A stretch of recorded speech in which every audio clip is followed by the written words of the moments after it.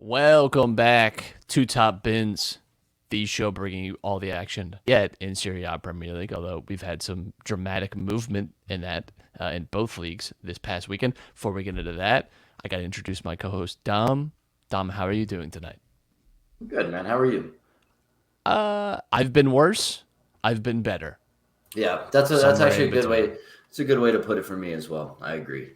Today was a bad allergy day for me, like most days in the spring, but today was exceptionally worse. But you know what? There are some results I think that cleared up my sinuses a bit and made me a Uh, little happier.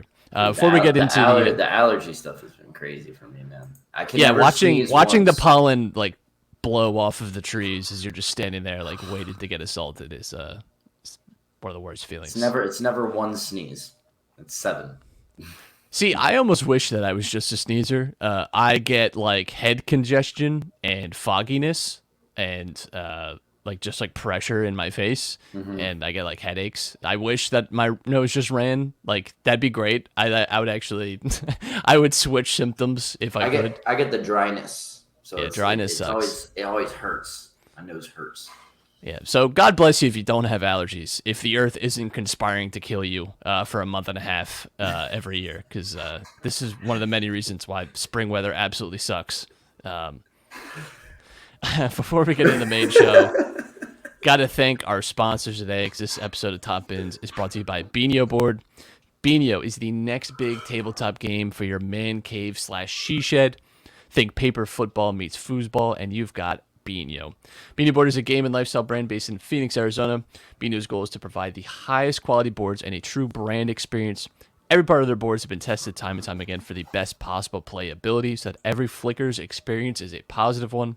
You can bring the world together with Beano and hear someone's story from the other side of the pitch. You can go to beanoboard.com, use our code BINHOUSP, that's BINHOUSP, for 10% off your order, including the newly launched limited edition Ultraviolet board and Team USA and Team Mexico merch, representing 2/3 of the North America conglomerate there. Maybe we'll get some Team Canada stuff in the future, but you can get Team USA, Team Mexico, the new limited edition Ultraviolet board. You can go to beanoboard.com, use code BINHOUSP for 10% off your order.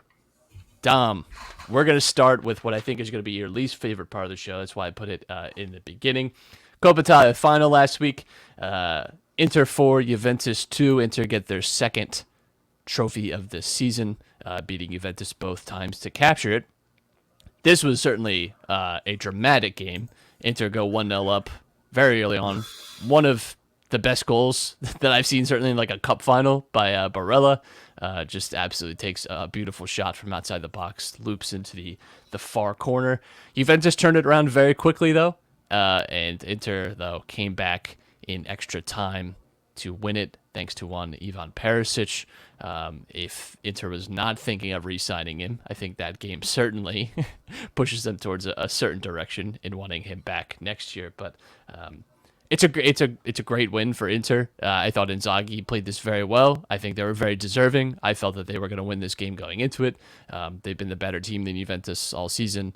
They've now shown that in a lot of ways. And this is the first time that Juventus are not going to have a trophy in a season since 2011, which It's is it's a beautiful thing to surprising. see. I enjoy seeing it, even if it is at the expense of Inter getting another trophy. Um, it's I just enjoy seeing Juve struggle. It's just a very enjoyable thing to me to see Bonucci angry, to see Dybala and Chiellini get sent off in their last home game as no trophy winners. But we may talk about that later on in the show. Um, I was watching. Now refers to the Inter game this weekend, but they were talking about something on the show that or on the broadcast. It kind of made a lot of sense. It's kind of funny how they spent all that money to bring Robin Gosens in, and like Perisic is just playing the way he has and has been converted into this like left wing back type of player where he most likely will resign and play again, even though like there's some Premier League teams like calling his name and stuff like that. Like he's found himself a home at Inter, and he's been playing very well for them, and is making it very tough for even their new marquee signings to even find a way into the lineup. Yeah, Chelsea has been a team really linked with Perisic a lot, and it's interesting because like the last 4 or 5 years of his career have actually been like the best. And when you consider like his age now, he's kind of been a late bloomer, honestly. I mean, he's always been talented, but we've seen like actual production and just like game to game consistency a lot more, especially in the last 2 or 3 years. He's been fantastic, and he's played in a different role this season, especially. One of the reasons that he ended up at Bayern is because Conte wasn't convinced that he could play this position, which he's clearly being proven wrong here in that aspect. But yeah, he's been great, and I think Inter would be making a mistake at least in not considering even a 2-year extension. I know he's a little bit older, but we're seeing too that players now, 32 is not necessarily the same that it used to be. Like early 30s is not necessarily the age anymore where you're expected to necessarily drop off. We're still seeing players at 33, 34, even 35 perform at high levels. Look at Luka Modric, his compatriot that is still doing it in a very big way at an older age. So I'd love to see Perisic back. I love watching him play. And yeah, you're right. Gosens has not played a big part, and part of that has been injury this year too. He's had that muscular injury pretty much all season. But that's, if you talk about like depth going forward, the fact that Gosens hasn't really had to feature, and yet they're still in the title race and still won the Supercoppa and the Coppa Italia. I think if I'm an Inter fan, I'm almost taking that as good. No. It'll be nice to have him next year. Handanovic was saved some embarrassment in this game. The Alexandro goal was less than stellar. It has not been a good few weeks for Inter goalkeepers. Radu with a really bad mistake, which may end up costing them the title. And Handanovic nearly messing up a Coppa Italia. But no trophy for Juventus, another trophy for Inter. I think all around, it was a great final. It's everything you kind of want. Had plenty of drama. I really thought Juventus, the dark magic was coming back when that Vlahovic goal went in. I really thought that's this is how it's gonna go, right? They're just somehow gonna find their way to a trophy. That's just the way it has to happen. But lo and behold, Inter get 2 penalties. They were penalties though. I mean, everyone says that Juventus don't get called stuff, and then when Juventus do get called, it's like Yeah. I don't know. They were both penalties. I don't know. For me personally, I thought they were both. You know what's funny? I want to ask your opinion on this because I'm starting to see a lot of Inter fans on Twitter turn on Hakan Çalhanoğlu. Now, I know he scored a penalty in this game, and I know that he's one of the top tallies for assists in the league, and he's been scoring some goals, and he's been involved in a lot of chances and goals. So he's contributed towards a lot of, positive things for Inter. However, a lot of people are starting to notice that he's, quote unquote, stat padding off of set pieces and things like that, where his play in game, actually, when it's not a dead ball, is not up to par with what they expected from him. Granted, he is playing somewhat of a different position. He's not in a more advanced, like number 10, like pure number 10 role. He's playing what they call in Italy the mezzala. He's sort of like your box to box, but more offensive minded center midfielder. So I just wanted to know, like, what do you think of Çalhanoğlu's settlement into Inter Milan, and do you think he is stat padding? Do you think that the amount of dead balls that Inter wins helps him, or is that just him using his skill set to the team's advantage? For me, Çalhanoğlu has had one elite skill literally since like he burst on the scene at Leverkusen, where it was like you just every time you saw him, it was free kick highlights, and great, like that has just been since day one his trademark. This, by like his stat production, is the best year of his career in both goals and assists. Like he's performed, I think, pretty well in terms of actually putting numbers up. I've never cared for him much as a player in terms of as a part of a team necessarily, because I think he's still defensively an issue, and I think he brings some imbalance to the Inter midfield when he plays. And I always thought that was an issue for Milan as well, where I didn't think he really ever had the work rate to play like a perfect advanced. He's like the type of player that I just don't know has like a very solid fit anymore in the modern game. Like I think he just kind of has a nebulous area, and you have to have a lot of like good players around him to like make Çalhanoğlu work. But he's produced this season, and yeah, maybe he gets more of his assists off corners and free kicks, but you know what? Like if you have the elite dribblers like you do on Inter, right, that are able to win those free kicks, like no one throws shade at Messi, right, for scoring lots of free kicks, or no one gets upset about De Bruyne and getting lots of assists in different ways. Like each team, tailors themselves to their best creators. Like from a Liverpool perspective, right? Because I'm a Liverpool fan. Trent Alexander-Arnold, right, gets a lot of stick because he's not maybe the best defensive right back. He's good for like 12, 13 league assists every year as a fullback. That's insane. And the team tailors to play a certain style to bring out his best strengths. And I think Çalhanoğlu is one of the better creators on Inter, and you're seeing that. I don't think he's a bad player. I don't think he's amazing either. I've never felt like strongly about him though as like, wow, this is a fantastic guy. Like I've always felt like he's kind of a specialist in an era where specialists aren't really rewarded anymore. You have to be pretty good at everything now if you want to be like a top player, and I just don't know that he is that. Yeah, you could see that in his time at Milan, right? At first, I forget which guy was managing, because I mean they went on the managing carousel between 2014 and 2018, 2019, but. They were playing him at like left wing a lot, and he was never a winger, and he doesn't have the pace to be out there. I mean, he can dribble a little bit, but he didn't have the creativity that you expect from a winger that needs to create for his teammates. And then later on in his tenure there, he was moved to that number 10 position. But then, like you said, he needs people around him that are high quality, and he didn't really have that. So he may be creating chances, but then nobody's finishing the chances. And then he feels like he has to do more. And then you see the clips like that are shared over Twitter, right, where he's kicking the ball out of bounds and he's skying these passes and these shots, and it's kind of just all over the place. So, there's a little Bruno Fernandes in them. Like I think they're kindred spirits in some ways. I would say they're both talented players, but I think maybe just don't fit perfectly. But I mean, he's part of a team. Obviously, he wasn't there last year when they won the title, but a team that still could win the title in Italy. Although it's a lot harder now after the weekend Milan had. But I think he's still. I don't know. I don't think he's a total misvalue. I think especially he didn't pay much for him.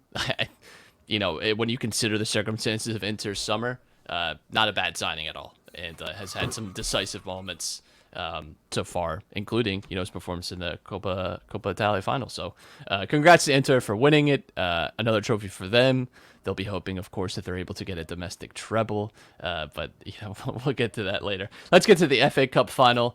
Liverpool 0, Chelsea 0, 6-5 on penalties to Liverpool. What a game. Yeah, what a game. These teams just can't be separated. 1-1 draw all the way back in August, and then a 2-2 draw early January, and then 0-0 in the Carabao Cup, went to 11-10 on penalties, and then 0-0 in the FA Cup, 6-5 on penalties.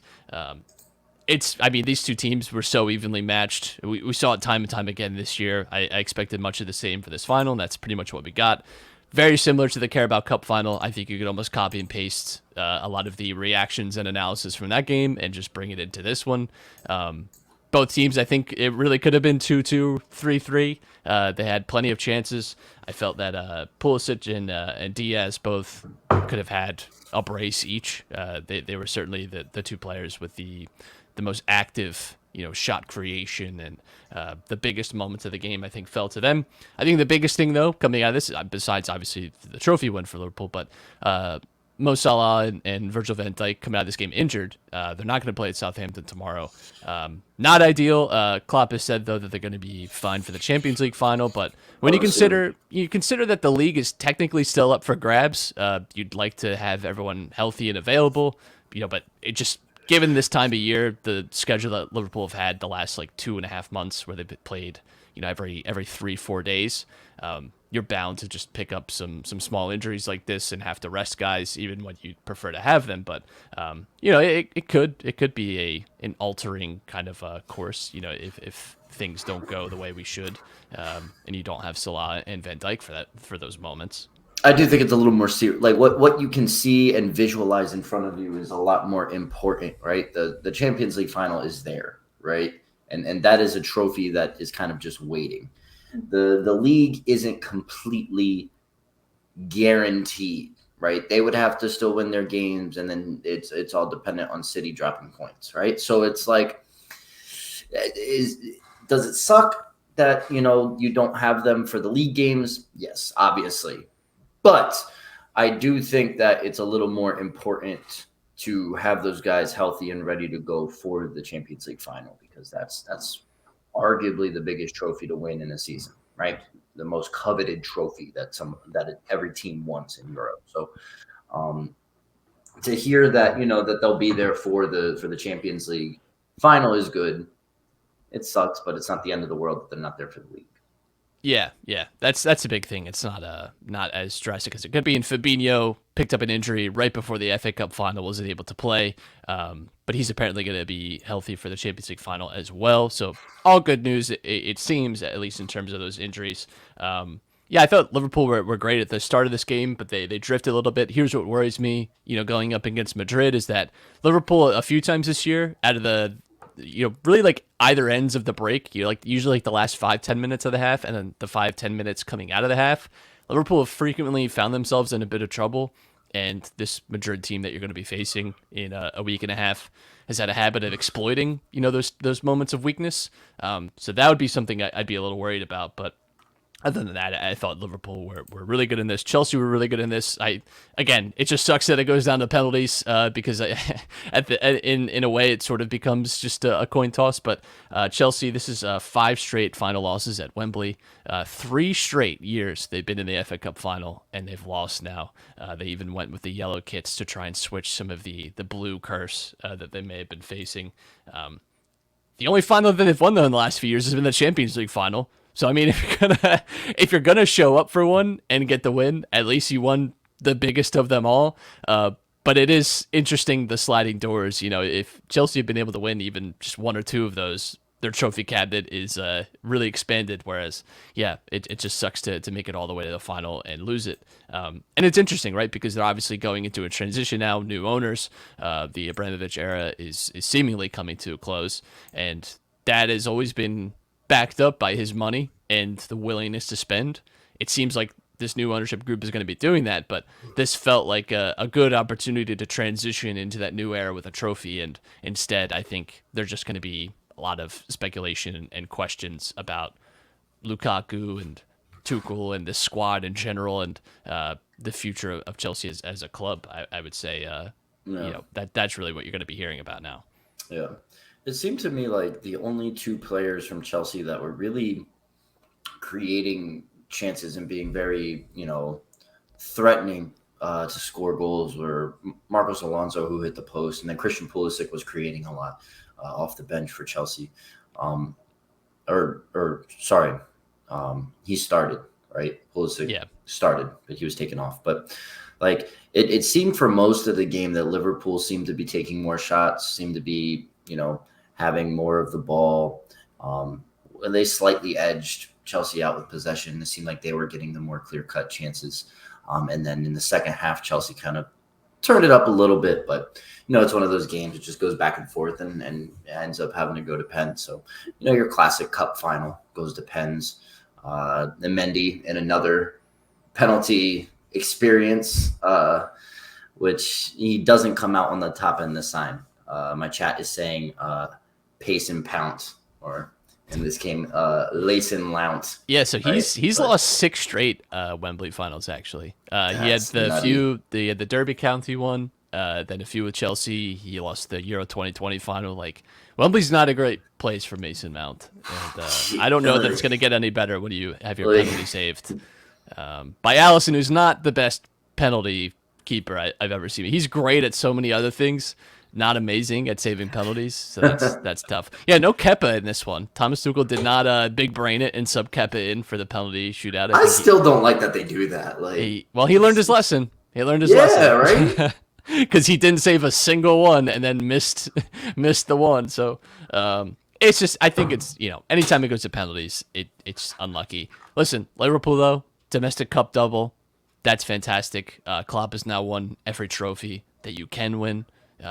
That's amazing. First Liverpool manager to ever do that too, which is doubly impressive when you consider the history of Liverpool. But it's just a good earmark of success that this team has been able to add another trophy, because a team as good as this should be winning a lot more. Hey, well, you know what? I've been thinking about this, because I deal with a couple people who are fans of City, and I have some friends that are Liverpool fans and stuff like that. What do you think is better? Coming home with just the league title or the domestic double plus a Champions League? Well, because if you win the league, technically you're the best in England. But if you win the Champions League, you're the best in Europe / you won both trophies aside from the league in your country. Doesn't that make you arguably the best in your country? You know what I'm saying? Like, I know you're obviously going to be biased on this, but like, which would you rather have? I always love the Champions League. It's, I think, the most prestigious there is. Your domestic league is also like very prestigious. I don't want to take away any shine from that. But I think Champions League is the trophy that every club wants to win. There's a reason that Manchester City and PSG, who have not won it, are trying so hard to spend to win it, because it does. I mean, it gives you an air of respect around all of Europe, around the world, for winning that competition. That is every single player, if you ask them, yes, they want to win their league, but if you ask them what trophy do they want to win, it is the Champions League. And I think as a fan as well, that competition has so much romance about it. The league is great, and I think the league is great at rewarding consistency. You have to be great for 7-8 months, and I think that's a big part of it. If you're asking me though, like, would I rather win, domestic cup double and a Champions League rather than just a league? I would take the 3 trophies to the 1.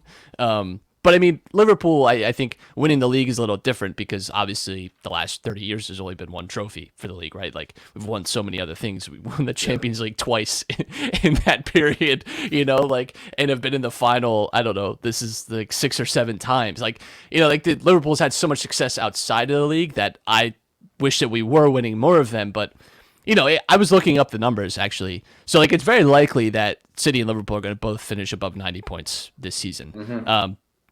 The top 10 point totals all time in the Premier League now are starting to look a lot like just like Liverpool, Man City, Liverpool, Man City, Liverpool, Man City, all from the last 4 or 5 years. I don't know that people have, like, woken up to that realization yet, that you are literally, you're watching the 2 best, at least by points total, I would say actual teams too, but the 2 best teams to ever play in the Premier League right now. Like, that's it. Like, you're going to look back in like 15 years and be like, yeah, like, that's just insane. Like, again, like the top 10 point totals, because I imagine City next year with Haaland, Liverpool, I wouldn't imagine are going to drop off massively. Could also be 90-point seasons from both those teams. Like, you're looking very likely at the top 10 all-time seasons in the Premier League being Man City and Liverpool from the last 5 years. Like, that's a very real possibility. Yeah. So. Oh man, it's so funny. I just want to give a shout out to Sushi in the stream. You can see that Kyle put it up as the running title right now. The last 3 FA Cup winners were Leicester City, Arsenal, and Liverpool. If you're wondering where the 3 L's are, Chelsea took them all. You love to see it. That's classic. That's classic banter right there. Let's stay in England, because we had West Ham 2, Man City 2. West Ham needed this result. They really needed a win to really push them towards qualifying for Europe. They want to be in Europa League again, have another shot at the final. That's what they're certainly working towards, finishing above Manchester United. They had plenty to play for in this one. Jared Bowen certainly played like he was a man possessed. And this, I mean, so this certainly makes the Europe race outside of just the top 4 interesting. It adds a layer of complexity potentially to the title race. Liverpool do have to beat Southampton tomorrow for that to matter, though, because if they fail to, then really, who cares, right? But it makes the title race a little more compelling. It makes the European race a little more compelling. I actually thought West Ham really should have won this game. They had so many, and listen, I was watching this very unbiased. Like, no, I'm sorry, I was not watching this unbiased. I was watching this very biased. Very biased. In fact, I've never been more upset at a player than I was at Antonio when he received the ball like 50 yards out and tries to chip Ederson and misses wildly. A man running into space. I was screaming. And they would have made it 3-1. Jared Bowen had a shot deflected late that would have given him a hat trick and probably would have won the game for West Ham. But it does make it now that should Liverpool beat Southampton tomorrow, a City draw on Sunday, which isn't like completely out of the question, and Liverpool win would give Liverpool the title. For total lifting up the curtain here, City are winning the title still for me. They have been for weeks, if not months. I have felt that way.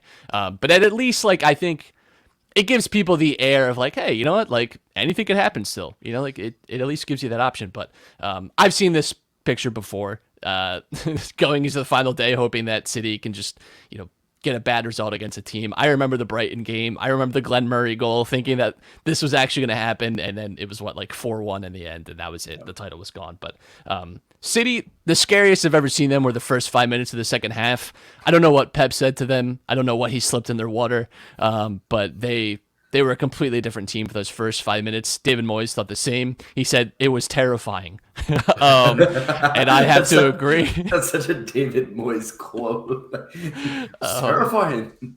Yeah, it was. I mean, they scored, and it looked like they were going to go 3 or 4 goals up within that time period. They were so much better than West Ham, but they hung on for the draw. Riyad Mahrez misses a penalty. I should say Fabianski saved it, which is his 10th penalty save, which is among the best in Premier League history. So shout out to Lucas Fabianski. 12 Arsenal goals. legend. Arsenal legend. 12 goals, 10 assists for Jared Bowen this season. He's had a fantastic year. He's certainly been one of the bright sparks. And yeah, I thought City in this showed uncharacteristic mistakes. They obviously have a lot of injuries defensively, and I think that very much showed. I think especially the Jared Bowen like looped over top, just run, like kick and run type of goal. Probably doesn't happen if you have, Ruben Dias and Kyle Walker back there, right? Like that's probably canceled out, but like I said, title's still completely in City's control. They win on Sunday. None of this matters, and they have the Premier League, and they'd be deserving winners too.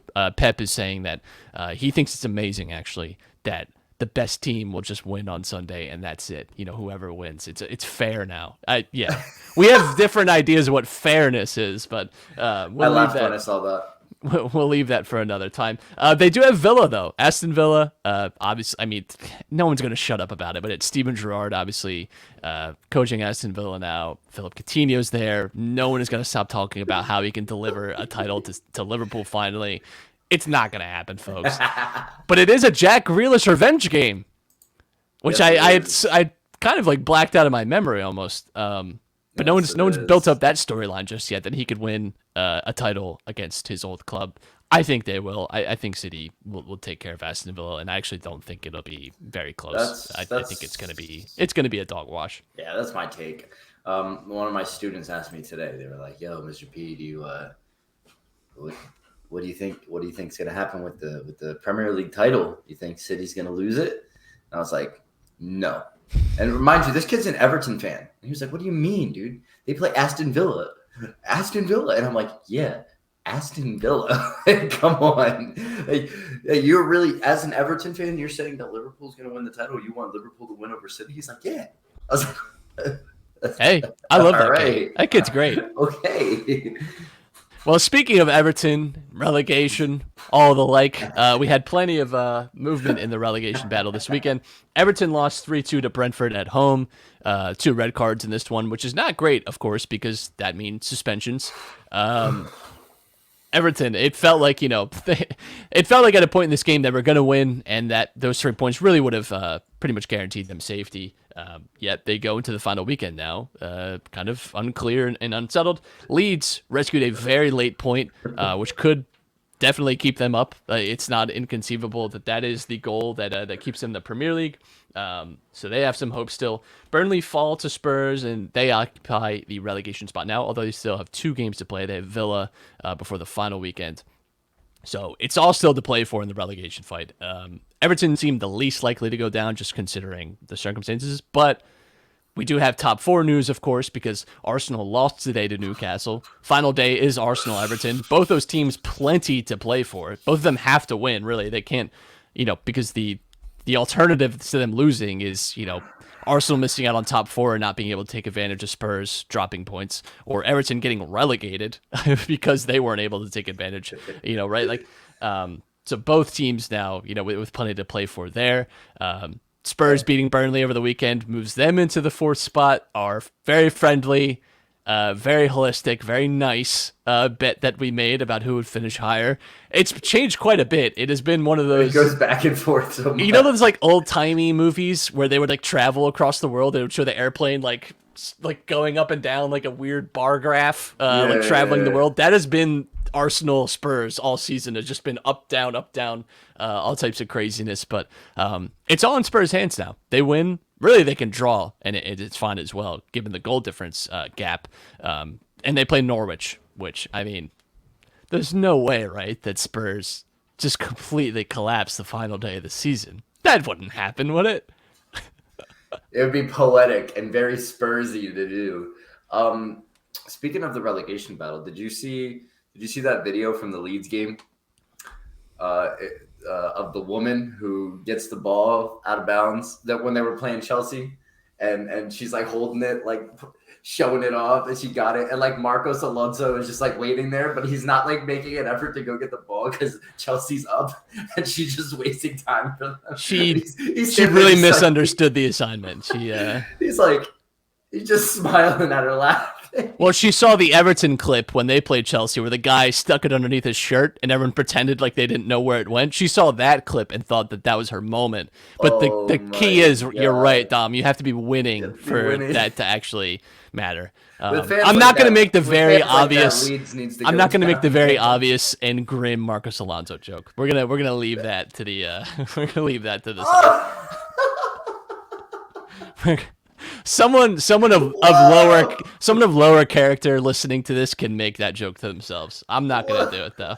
But it's all set up for an amazing championship Sunday in the Premier League, and we still have games this week to settle it. Again, Liverpool have to beat Southampton tomorrow for really a lot of this conjecture to really matter, and we know that's going to be a rotated squad. And Southampton could get a good result there and can make a lot of this kind of meaningless, truthfully. But let's kick on to Italy, Dom. I know you've been itching to talk about this. I know that what you've wanted to talk about this entire show is Salernitana 1, Empoli 1. I'm just kidding, Dom. Let's talk about Milan 2, Atalanta 0. Milan take a huge step towards their first Scudetto in a very long time. Last time they won the Scudetto, could you drive? Were you legally able to drive yet? Yeah, I could drive junior year. Okay, that's right. You have the good birthday. I turned 17 in October of 2010, technically. So I was driving by the time that they won. Yes. Well, look at that, Dom. They'll be back, it seems, to lifting that Scudetto. Could be happening this weekend. This is actually something crazy. Okay, so last time that Milan won a Scudetto, I don't think I had a smartphone. I don't think many people. I was still rocking the flip phone, Go phone. I was still rocking. I think I was rocking an NV2. I think that's what I was on. Because I'm pretty sure that I got an Android at some point, and I can't remember if it had to be senior year, because I remember taking Snapchats and Instagram stuff in Italian, but it was Italian 4. Well, I'm gonna say no, because, and this is one of my favorite bits of trivia about Instagram, is that originally, look at this dropping knowledge like true podcast host. Now I love in podcasts when I'm listening to one about a certain subject and they branch out. I genuinely mean this too, by the way. I genuinely mean this. I love when they go off on a niche fucking tangent. It's my favorite thing when podcasts do this. And I'm glad we're getting to live this moment. One of my favorite pieces of trivia is Instagram used to be an iPhone exclusive app. You could only download Instagram if you had an iPhone. Yes. It was only on the Apple Store. And that was like our senior years when Instagram was like a thing. And it wasn't even social media at that point. It was just like, here's a cool way to put filters on your pictures to put on Facebook. Like, that's, to date ourselves, that is kind of what Instagram was to us in the beginning. I think one of my very first Instagram posts actually is a picture of you in your backyard. I'm like pretty sure. No, You could caption. You could caption. The one with me. Are you talking about the one with me? Yes, because I remember the caption is Dami Salami. Yeah, but you had Instagram before that. That dumb. I'm telling you, I don't have the time to scroll back right now. I don't want to make people listen to dead radio as I do that, but that is like one of my first Instagram posts.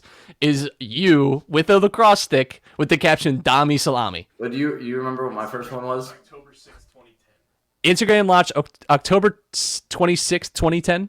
October 6th. October 6th, 2010. Wow. That's so crazy. there you go. What were we talking about again?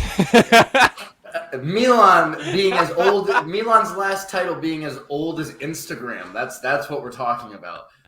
This game was boring in the first half. It was kind of just going back and forth. Milan having a lot of possession, but then it kind of opened up in the second half.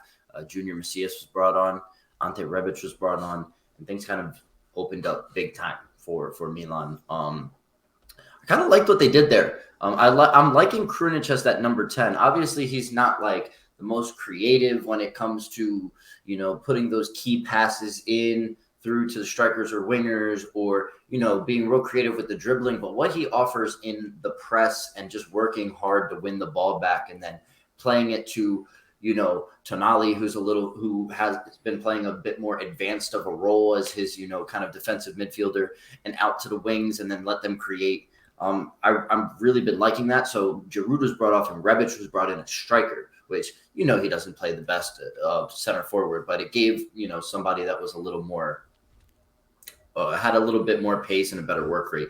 But Leao gets through on goal, takes one touch with his head, slides it through, very well taken goal. But all eyes have been on Theo Hernandez, the marquee signing for the start of the change in guard in Milan, when Maldini's met with him to bring him over from Real Madrid, and now he's taking the ball from his own defensive box, running it all the way down the field and scoring a goal, making Martin Deroon fall into somebody and then post it on Instagram, making fun of himself. So, Atalanta is always one of those teams that Milan always struggles with. And it was just very nice. And it felt good to see that they could take a team that, is technically a top 5, top 6 team in the league and really handle them. And a team that always gives them issues, always gives them trouble. We were talking last week, this is the team that, beat Milan 5-0. This is a team that'll put 3, 4, 5 goals up on Milan like this. Duvan Zapata was liking Inter's posts on Instagram. And people were like, oh, what's going on? And, they pocketed him. I mean, in the last, I don't know how many games is it, like 11, 12 games that Kalulu and Tomori have been partnered at center back, they've allowed 2 goals or something crazy like that. Mike Magnan has a 52% clean sheet percentage. It's just absolutely, he has 16 clean sheets in 31 games, and he sat out for 2 months injured. Yep. It's absolutely incredible. I mean, it would be very bittersweet if on the last match day of the season they lose this title, because everything that they've done and dealt with all season, kind of culminates in this game. You've got Milan legends in the San Siro for their last game. They're celebrating, and everything just seems like it's going to end in this trophy. If it doesn't, God, man, it's going to feel so bad. But yeah, right now, all eyes have been on, Milan. All the people have been talking about Theo Hernandez. Everybody's been sending Leao their praises. Theo Hernandez goal is one of my favorite goals I've ever seen in my life. It was beautiful. It was so nice. I don't think you're giving it enough justice, the crescendo that was that goal, because it's so late in the game, too. It's a driving run by. I mean, it's just an insane run. It's like, you rarely see anyone do that. Let alone, and he's not your typical left back, of course, right? But to do an 80-yard slaloming run, the composure to finish it off. He's been a guy too that I think has gotten at times a little more criticism than it is deserved. It's actually funny, him and Leao play on the same side, and I think are two of the big reasons why Milan can win the title this season. And yet, did you just see the text I sent you? Okay, great. I got people in my chat saying pull up the pic, so I'm gonna zoom in on it real quick on my. Let's see there if it my is. camera will focus on that. There's the artistry. Yeah, the listeners love that one. They love the visual stuff on podcasts. If you're audio only, I'm sorry. You got to subscribe to the YouTube. Check it out on YouTube if you want to see Dom. I don't know, 12 years ago, which I shuddered. I can't believe I just said that. But back December of 2011, Dom. If you want to know what he looked like. Back when we thought that we were like artsy. We had tumblers. Whoa, we were artsy, my friend. We were artsy. So Milan can win the title this weekend, and that would be amazing. We said in the beginning of the year it was between Milan and Rome. We got it half right. You know, like those are the four teams that started out Serie A very well this year. We're Inter, we're Milan, we're Roma, and Lazio.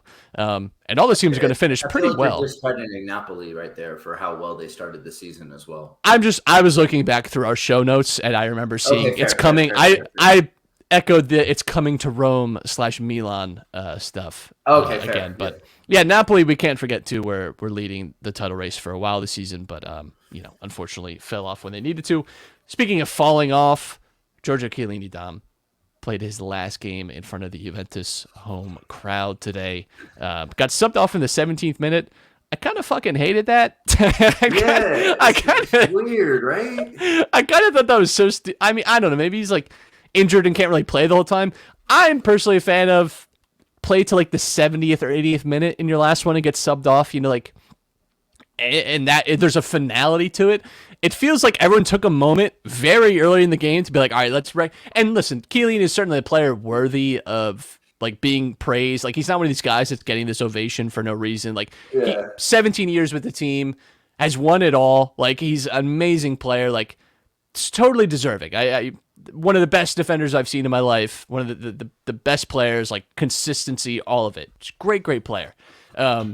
But like, I just think it's weird stopping it at like 17 minutes in, and everyone like for 4 minutes is just like clapping him up. Every player on both teams like gave him a little hug. He's like dancing like on his way to the sideline. Like this is kind of stupid that you have to play another like hour and a half still. Like I don't know.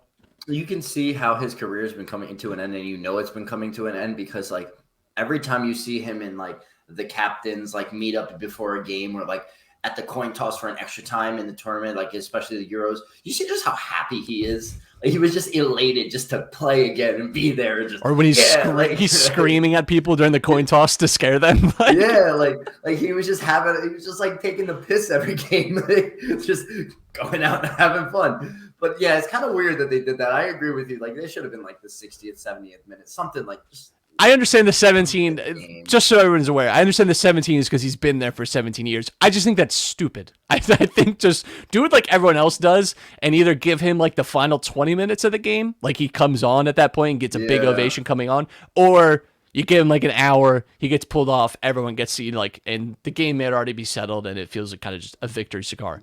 Lazio spoil it though. He won everything but a Champions League. It's true.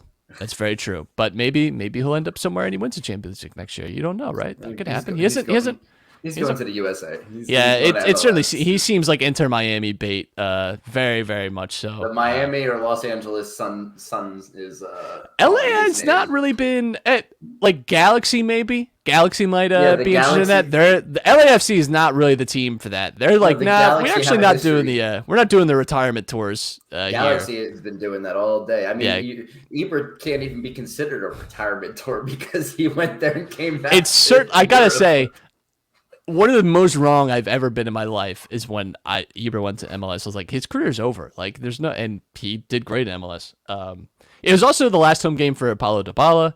He's leaving Juventus. It seems like Inter is the destination for him. Although, of course, there's plenty of time for that to take a turn. As Dom looks longingly over his shoulder at the Ibrahimovic jersey behind him. Dybala in blue and black. red and black. I don't know, but no, there's a lot of Prem fans talking about bringing Dybala over. So I think that'd be a mistake for his career, happening. personally. There are people sobbing for Dybala, which, I mean, I get it. Like, he's a great player, but it's just like, damn, I don't know.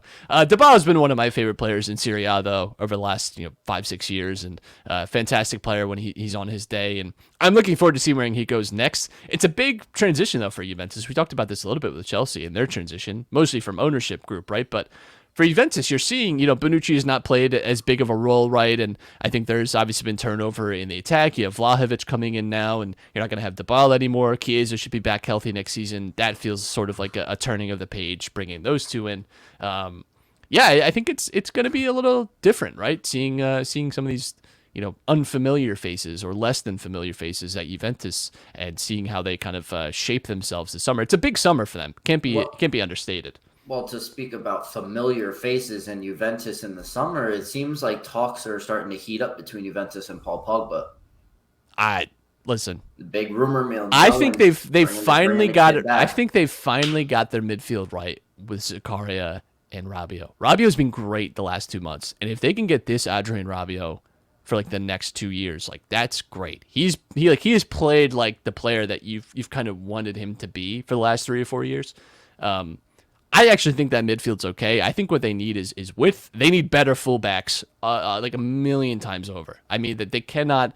Cuadrado can't do it at this level consistently for the next 2 or 3 years. Like, you need to find a solution. Playing as a fullback. He played more advanced. Yeah, but he has. But that's the problem, right? Like, that is the issue there. That's where this team needs to improve. They need to find a good partner for De Ligt. They need to not sell De Ligt as well, I would say. It seems like they're going to resign. It seems like he's resigning. I'm just saying, I'm preparing everyone to hear all summer about how De Ligt is going to go to United because Ten Hag is there and they need a better center back or whatever. It's not going to happen, but just prepare yourself to hear that story like every single day. Podcast favorite Salernitana, hanging on by a thread, get a pivotal one. Diego Perotti, though, had a chance, penalty late in the game, put it away, and he missed it. Well, it was saved. It was a terrible penalty. One of the worst I've ever seen. But Salernitana, they do take a big step forward in staying up in Serie A next season. I'd love to see them back. I would love to see the Great Escape pulled off. I really didn't expect it. Right now, though, they're 2 points ahead of Cagliari going into the final day. It's there for them. It's totally there for them to stay up. And they have Udinese on the final day. That is a winnable game. They just have to do better than Cagliari, and it's good. They're safe. And Cagliari have Venezia on the final day. Our poor Venice boys. Listen, they were great at fashion, not great at playing, I would say. Maybe next time they come up, a little less time on the Kappa kits, a little more time on recruiting. That would be my only note for them. Crazy to me that a city covered in water is not good at a land sport. It just makes sense to me. They're great water polo players, though. Those guys can tread like no one's business. The math is mathing over here. It kind of makes sense. So your final weekend in Serie A is pretty interesting, right? You have Fiorentina, Juventus. Fiorentina have fallen off a little bit in the later stages of the season. They can get Conference League, though, which would be a big step for them. Lazio confirmed that they'll be in the Europa League next season with their draw against Juventus today. They play Hellas Verona. The big ones to look out for, though, of course, the title implications. Inter plays Sampdoria, and Milan plays Sassuolo. That's at 12 p.m. on Sunday, Eastern Time. That's where I think most of the eyes will be, of course. Milan, it's totally in their control, totally in their destiny. They can afford a draw. They don't need to win, but a win would be the emphatic way of finishing off this season.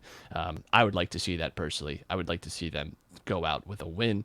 And yeah, you have Cagliari, Venezia, and Salernitana Udinese to look forward for the relegation fight there in Italy. I can't wait. We also have the Europa League final on Wednesday. Eintracht Frankfurt versus Rangers. I'm feeling. I have to say, I feel like this is a Frankfurt win here, and they're going to find their way to the Champions League, and I couldn't be more happy for them. But we'll see.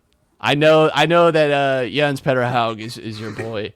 I know that makes you very happy that he's gonna win some silverware. I would love that. Hey, question. Question. Yeah, agree.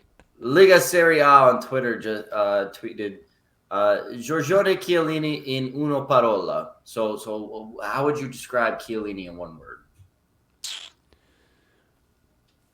Ruthless. Okay, that's a good one. He always struck me as a ruthless defender, totally willing to.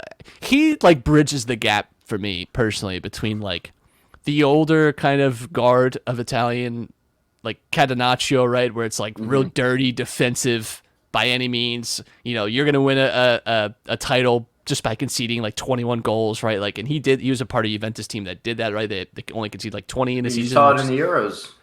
That like he bridges the gap between that and I think like someone like Bastoni now, right? And a lot of these center backs that you're seeing produced where they have great ball skills, and not that Chiellini's terrible on the ball. That was always more Bonucci's thing, right? In the partnership was Bonucci was the better passer, Chiellini great organizer, great physically, great in the air.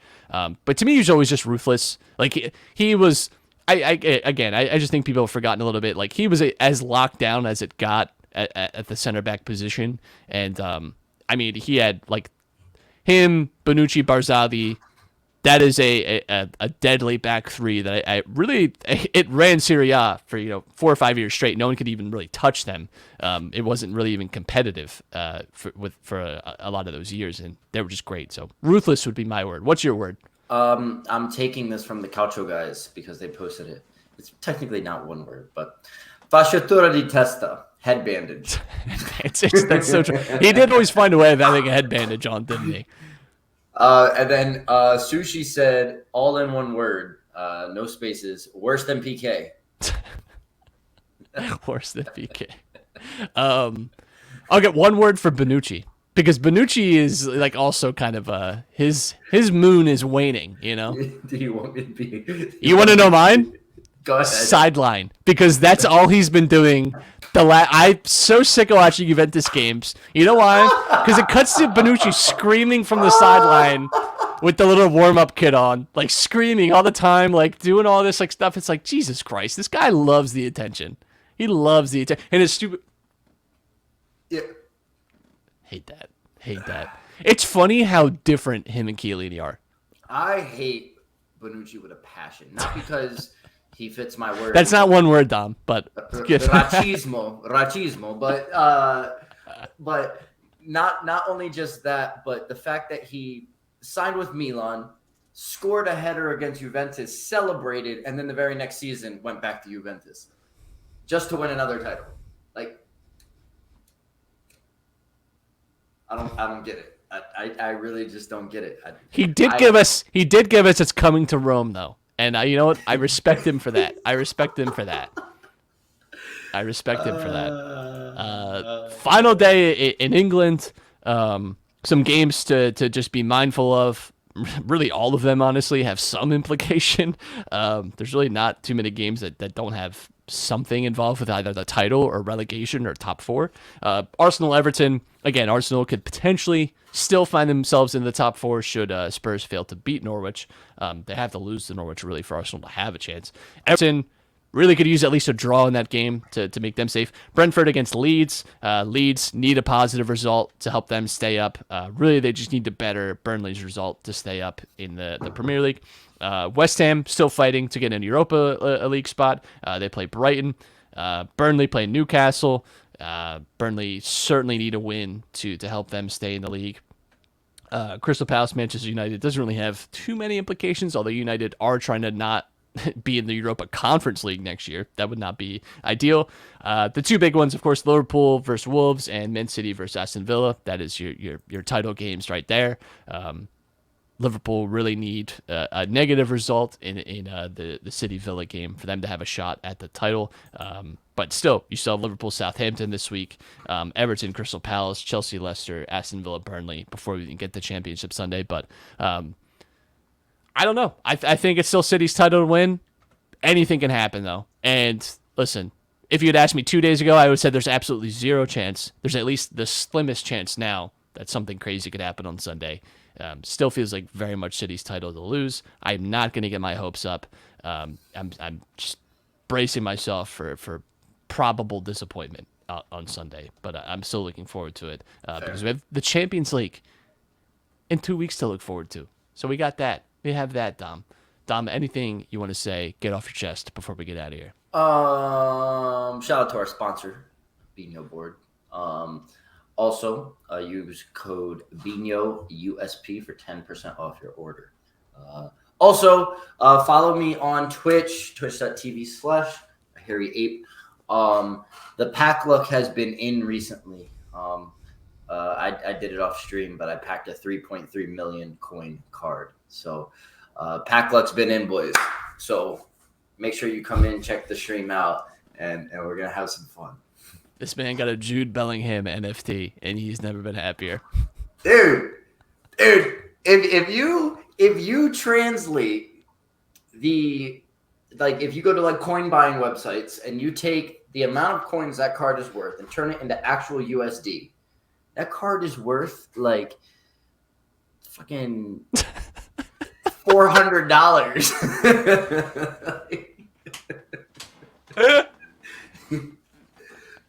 It's worth $400. I basically hit the lottery. And you're not gonna see a cent. I'm gonna see the cents through people subscribing to me on Twitch. So please go ahead if you drop a follow and you like what you see, make sure you drop a sub. That supports the stream, and it makes me happy. So make sure to do that. Future Liverpool player, Jude Bellingham, by the way. So, Hey. We'll talk to you. I sure hope, at least. I'm just going to keep saying that, and then maybe the universe will, just make it so. If I just keep saying that Bellingham's going to go to Liverpool, it'll just happen, right? Sub to our YouTube page. Yeah, you can subscribe to the Underground Sports Philadelphia YouTube channel if you want to see some of the visual effects that we had on the show. It's not Marvel level, right? But we did have some fun stuff on screen. If you want to see what a very young-looking Dominic looks like, pre-beard, and honestly could have used a haircut. I'm just gonna say that, before I found a barber. I used to just get buzz cuts. Remember? I will never forget. I will literally never forget. I'm looking forward. This time next week, we'll know who won. We will know who won the league in both leagues. We will hopefully be celebrating a Milan title. I would love nothing more than for both of us to be celebrating a league title. My God. I don't think that's going to happen, though, if I'm being realistic. But we'll be back next week to wrap up what I'm sure will be an exciting championship Sunday in both leagues and crown the champions and see who gets relegated. We'll also know who's coming up, too, in England. We'll have some news on the playoffs. But until then, we will talk to you next time.